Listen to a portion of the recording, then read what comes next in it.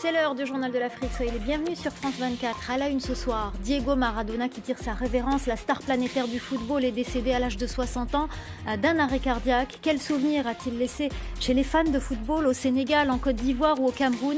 L'ancien international camerounais Joseph-Antoine Bell sera notre invité dans ce journal. Et puis les réactions aussi dans un instant. Fin de l'ultimatum en Éthiopie. Les rebelles tigréens avaient jusqu'à ce mercredi pour déposer les armes et se rendre au pouvoir central. Un ultimatum aussitôt rejeté par les séparatistes. Le Premier ministre Abiy Ahmed avait prévenu que si l'ultimatum n'était pas respecté, l'armée éthiopienne lancerait l'assaut final. On sera à Addis Abeba dans ce journal. Enfin, nous irons en République du Congo où le gouvernement a lancé ce mercredi une consultation politique avec des acteurs de l'opposition. L'objectif étant de créer un climat apaisé avant la tenue de la présidentielle de 2021. La correspondance à Brazzaville dans un instant. La légende du football Diego Maradona est décédé ce mercredi. Il laisse derrière lui le souvenir d'un joueur exceptionnel. Le gamin en or a également laissé derrière lui sa réputation sulfureuse. Quel souvenir a-t-il laissé sur le continent? Tour d'horizon des réactions au Sénégal, en Côte d'Ivoire et au Cameroun. C'est vraiment avec une grande consternation qu'on apprend le décès de ce grand du football mondial, Diego Maradona. On s'en souvient encore depuis on est tout petit. C'est quelqu'un qui a marqué le football mondial quand même. Donc apprendre son décès, vraiment nous sommes vraiment consternés. Vraiment ça fait mal, parce que Diego Maradona c'est comme un dieu du football, pour moi quoi. Parce que quand tu le vois jouer, même toi tu as envie de jouer. Donc il y a certains même joueurs qui veulent ressembler à Diego Maradona. Donc vraiment c'est un coup dur. Quand on était petit, on s'y référait à lui, tout le monde disait qu'on voulait être un attaquant pour être comme Maradona parce qu'il a marqué. Quand on regarde ce qu'il a fait pour le monde footballistique, on ne peut qu'être déçu parce que c'est vraiment triste pour nous. C'est le plus grand joueur de l'histoire. C'est le plus grand joueur de l'histoire. On ne peut pas passer par autre chose. Mais si on dit Pelé avec ses buts, on peut discuter un peu, mais Maradona c'est quelque chose d'autre, c'est du génie. Le souvenir que j'ai gardé de Diego Armando Maradona, c'est un souvenir que nous ne pouvons pas oublier. Parce que le Cameroun, qui devait affronter l'Argentine, seulement quand les deux équipes se sont présentées au stade, Diego Armando a commencé à jongler le ballon des pieds, la poitrine, les oreilles. Nous tous, on était déjà perdus. Des joueurs d'exception comme ça, il n'y en avait pas beaucoup. Donc il a marqué son époque. Aujourd'hui, c'est vrai qu'on a des garçons comme Lionel Messi, Cristiano Ronaldo. Peut-être, pourquoi pas, Mbappé, qui est quand même la jeune génération et qui nous montre de bonnes choses. Mais pour moi, il n'a pas encore de remplaçant. Je vous propose d'écouter Bertin Ebouélé, ancien international camerounais, qui l'a côtoyé, interrogé par nos équipes. C'est une légende du football mondial et nous pensons que c'est une grosse perte pour le mouvement sportif. Rencontrer cette icône sur un stade de football, c'est quelque chose de merveilleux. Et amateurs que nous étions à cette époque, vraiment quelle joie immense d'être à côté de cette icône que nous avons vue au Mondial 86 faire des prouesses et que 4 ans après nous soyons face à lui. C'est une richesse mondiale, déjà par son talent inouï. Et je crois que jusqu'à présent, il y a beaucoup de jeunes qui, à travers les vidéos de Diego Maradona, essayent vraiment encore de copier son style. Lorsque nous l'avons affronté au Mondial 90, c'est un joueur qui est éblouissant de puissance. Et je crois qu'il fallait être très courageux pour essayer d'être à ses côtés, ne pas le laisser prendre de l'espace. Parce que dans notre stratégie aussi, c'était de ça qu'il s'agissait. Et vous l'avez entendu, les fans et les anciens joueurs et les fans de football au Cameroun n'ont sûrement jamais oublié le match de Coupe du Monde en 1990 en Italie qui a opposé les Lions indomptables à l'Argentine de Diego Maradona. L'ancien international camerounais Joseph-Antoine Bell est notre invité ce soir. Merci infiniment de réagir sur notre antenne. Je le disais, vous avez côtoyé Diego Maradona, au moins sur le terrain, et vous l'avez même battu, puisque votre équipe a remporté cette rencontre de Coupe du Monde face à l'Argentine de Diego Maradona en 1990 en Italie, 1-0. Quel souvenir en gardez-vous? Mais Diego Maradona était simplement le football à cette époque-là. C'était un joueur que les partenaires admiraient, les adversaires tenaient à se hisser à son niveau, mais admiraient toujours autant avant, pendant et après le match. C'était un garçon exceptionnel, exceptionnel par son talent, par sa vision du jeu, par sa compréhension du jeu. C'était une époque où on pensait encore qu'on pouvait opposer la technique au physique. Or, Maradona avait bien compris qu'on exprime sa technique totalement que si on est bien physiquement. Donc, avant une Coupe du Monde, pour ceux qui savaient regarder, on voyait qu'il était affûté et c'est pour cela qu'il réussissait cette Coupe du Monde. Et qu'est-ce qui vous reste en souvenir de ce match? Mais au-delà de ce match, je crois qu'il faut dire une chose. Diego Maradona a vraiment beaucoup apporté au football, directement et indirectement. Vous avez entendu tout à l'heure mon partenaire Bertin Ebouele dire que les Camerounais avaient utilisé tous les moyens pour arrêter Diego Maradona. C'est vrai, on avait utilisé tous les moyens pour qu'il s'exprime le moins possible.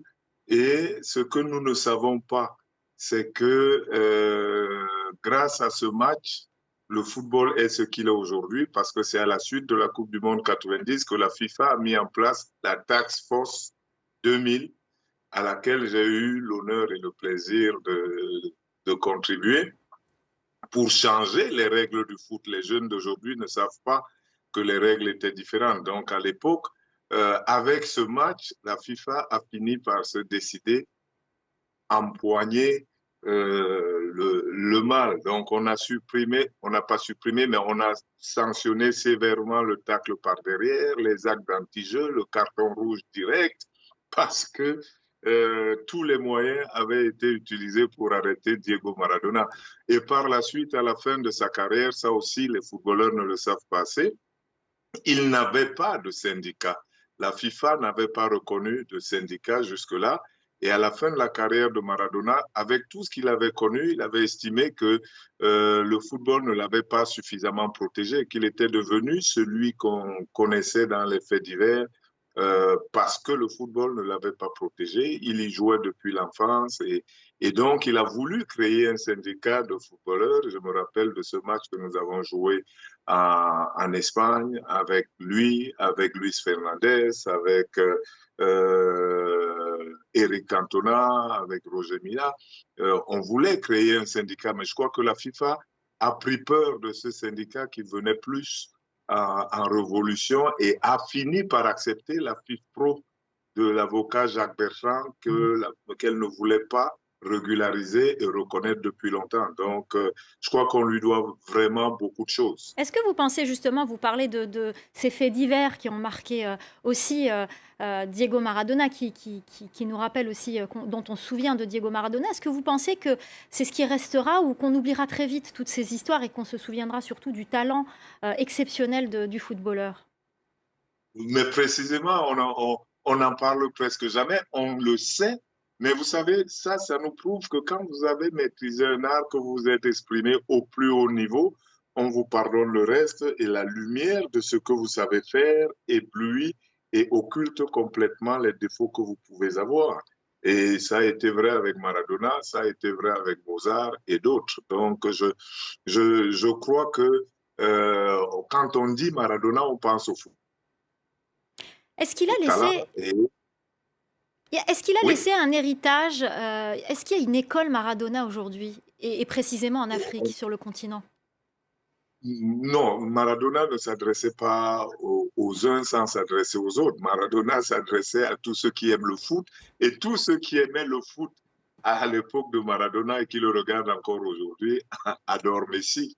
Et donc, oui, Maradona a laissé un héritage qui est celui du talent, celui de gens qui pensent à faire plaisir, à donner du plaisir et à provoquer de l'émotion chez les spectateurs. C'est grâce à cela qu'on remplit les stades, c'est grâce à cela qu'il y a la télé. Et donc, on a besoin de ces joueurs-là et c'est ce que la FIFA, pourquoi elle a changé les règles ou modifié, amélioré les règles pour protéger des joueurs de pourrait plutôt faire valoir que la virilité, voire la brutalité. Alors, dernière question, si en un mot vous devriez décrire Diego Maradona, quel serait ce mot? Le football. Je dirais. Bon, ce sera le mot de la fin.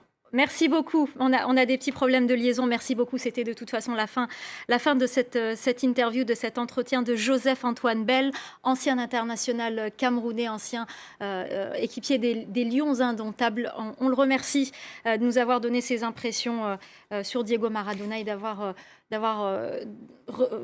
donné sa réaction à la mort de cette star du football planétaire. C'est ce mercredi que prend fin l'ultimatum lancé par le Premier ministre Abiy Ahmed aux rebelles tigréens. Les séparatistes l'avaient aussitôt rejeté. Un ultimatum de 72 heures avant de lancer l'assaut final sur Mekele, la capitale de la région rebelle. On fait le point avec notre correspondante à Addis Abeba, Maria Gert Niculescu.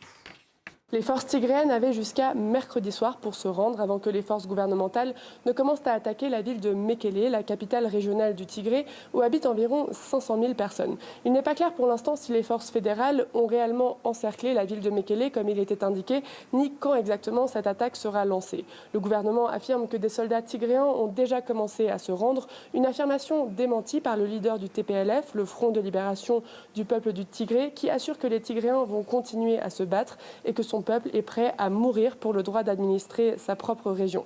Les organisations des droits de l'homme se disent inquiètes face à l'intention du gouvernement de cibler la ville de Mekele. Elles estiment que cibler les populations civiles serait contraire au droit international. Toutes les tentatives de médiation dans ce conflit qui dure depuis déjà 3 semaines ont pour l'instant échoué. Le Premier ministre éthiopien Abiy Ahmed refuse toujours de négocier avec le TPLF. Il accuse les leaders tigréens de vouloir internationaliser ce conflit et a appelé la communauté internationale à respecter le principe de non-ingérence.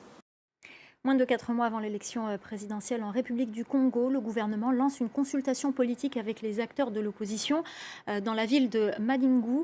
Après un référendum mouvementé en 2015 et une présidentielle marquée par la contestation et des violences en 2016, le gouvernement veut s'assurer que la prochaine élection se déroule dans un contexte apaisé et crédible.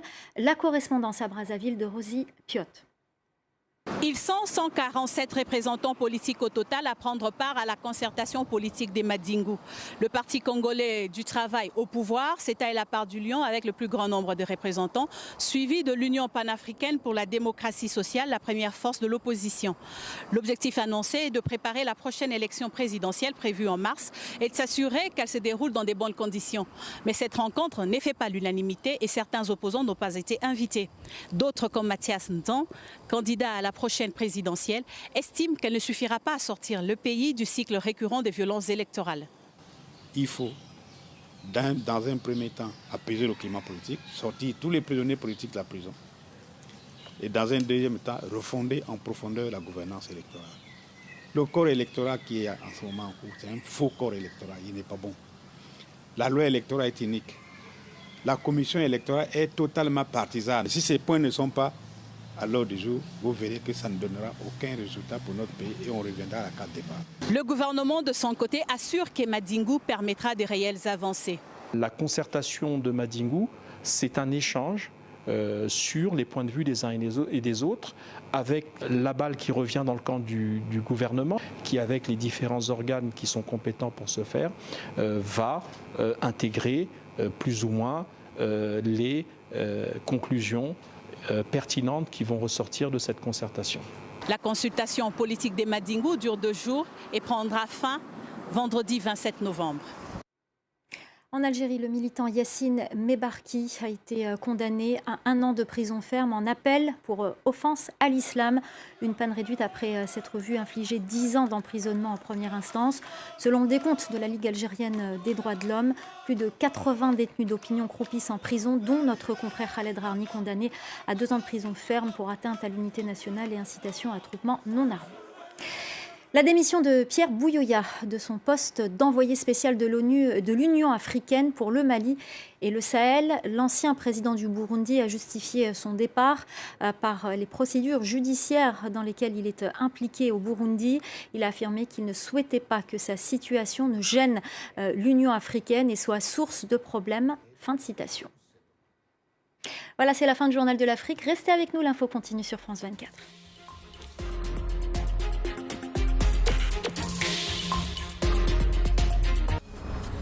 Nos journalistes nous entraînent au cœur de la forêt amazonienne, dans le village de Cacao, peuplé par les Mongs. Ici, on a trouvé notre terre, donc la Guyane française. À leur arrivée, il n'y avait rien. Ils ont tout construit. Routes, écoles, habitations, cultures agricoles. Ils nous font vivre la Guyane avec leurs plantations, avec leurs légumes, ce qui reste très important pour nous. Les Mongs, supplétifs de l'armée française lors de la guerre d'Indochine, semblent avoir réussi leur intégration au sein de la société guyanaise multiethnique. Mais 40 ans plus tard, qu'en est-il réellement ? Partez à la découverte de ce peuple de réfugiés, devenu indispensable à leur terre d'adoption, dans Billets Retour. À voir sur France 24 et France24.com.